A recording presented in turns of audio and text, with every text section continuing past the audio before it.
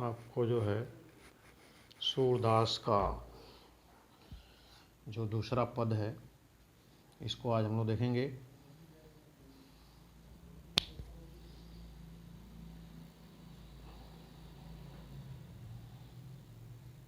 अविगति गति कछु कहत न आवे, ज्यों गूंगे मीठे फल को रस अंतर्गत ही भावे, परम स्वाद सब ही सुनिरंतर अमित तोष उपजावे। मन बानी को अगम अगोचर, सो जाने जो पावे, रूप रेख गुण जाति जुगत भिन्न, निरालंब कित धावे। सब विधि अगम विचार हिता तय, सूर सगुन पद गावे, अभिगति गति कछु कहत न आवे। देखिए, सबसे पहले हम लोग इसमें देखेंगे शब्दार्थ। शब्दार्थ देखिए, अविगत। अविगत अविगत का अर्थ होता है अज्ञात और निराकार। अविगत, अज्ञात और निराकार। गति मने होता है, गति मने, गति का अर्थ होता है स्थिति, दशा।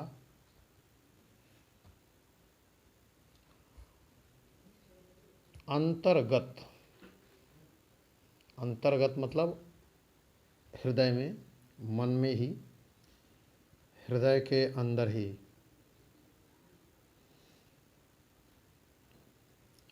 परम स्वाद, परम स्वाद, देखिए शब्द है परम स्वाद।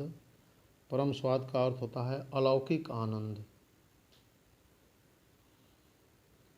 अमित, अमित, अमित का अर्थ है अत्यधिक।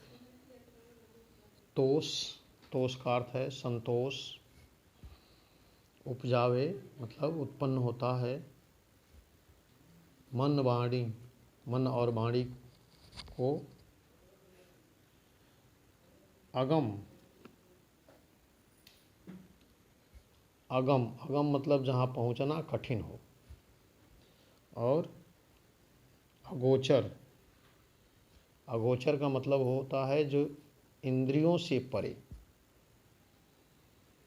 इंद्रियों से परे हो, अगोचर। निरालंब,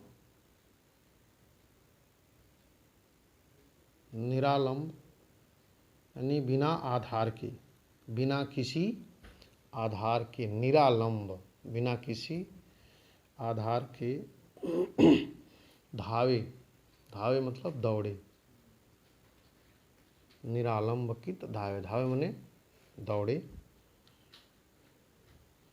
तातय, तातय मतलब इसलिए, इसलिए।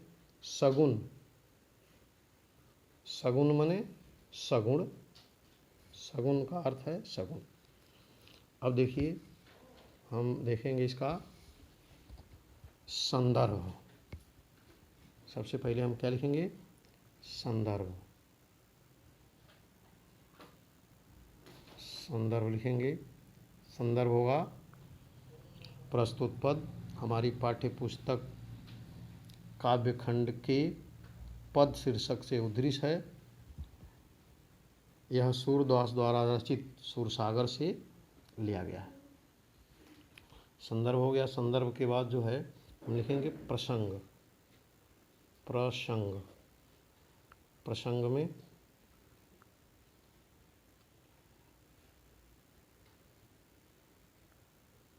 प्रसंग, देखिए प्रसंग में लिखेंगे, प्रसंग में जिसके बारे में इसमें लिखा गया है उसी को हम प्रसंग करते हैं। प्रस्तुत पद्यांश में सूरदास जी ने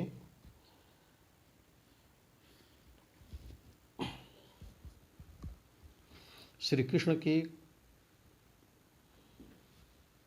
कमल रूपी सगुण रूप के प्रति अपनी भक्ति भावना को व्यक्त किया है। इन्होंने निर्गुण ब्रह्म की आराधना को अत्यंत कठिन तथा सगुण ब्रह्म की उपासना को सहज बताया है। अब देखिए व्याख्या।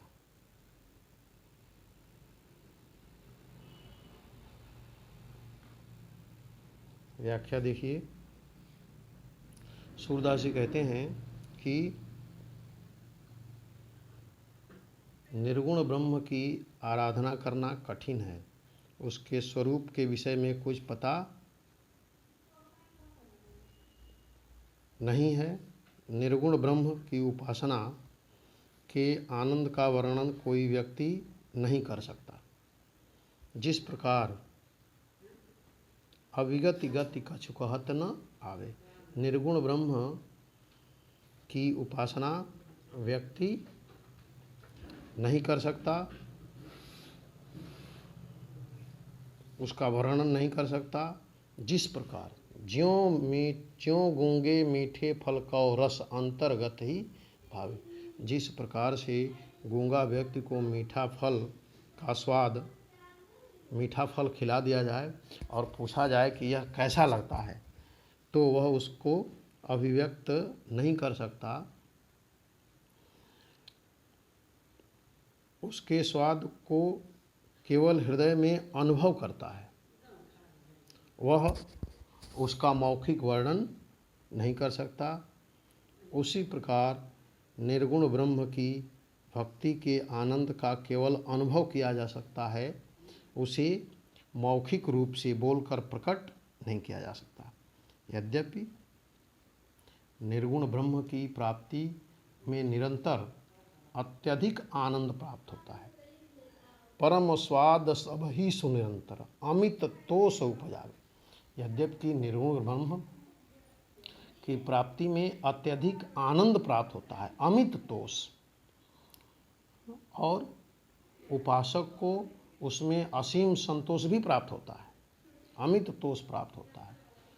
मन और वाणी द्वारा उस ईश्वर तक पहुंचा नहीं जा सकता। मन वाणी को अगम अगोचर, मन वाणी के द्वारा ईश्वर तक पहुंचा नहीं जा सकता है, जो इंद्रियों से परे है।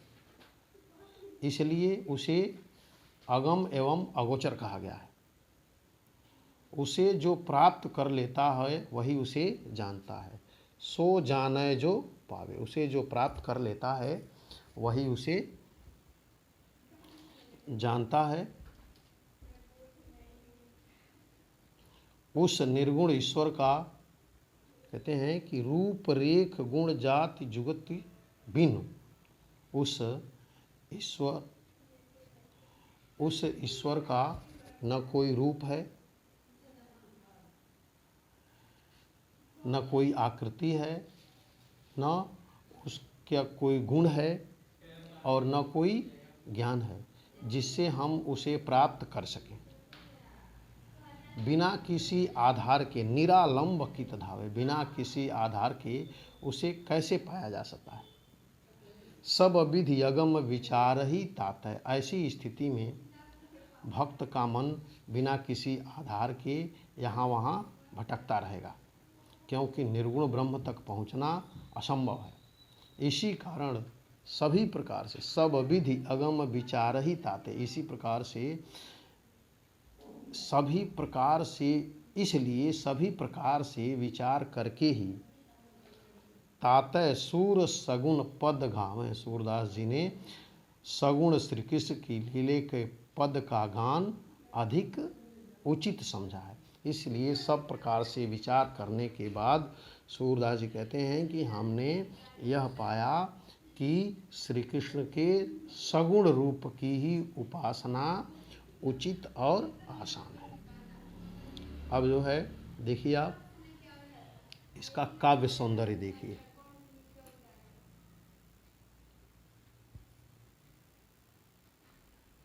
काव्य सौंदर्य,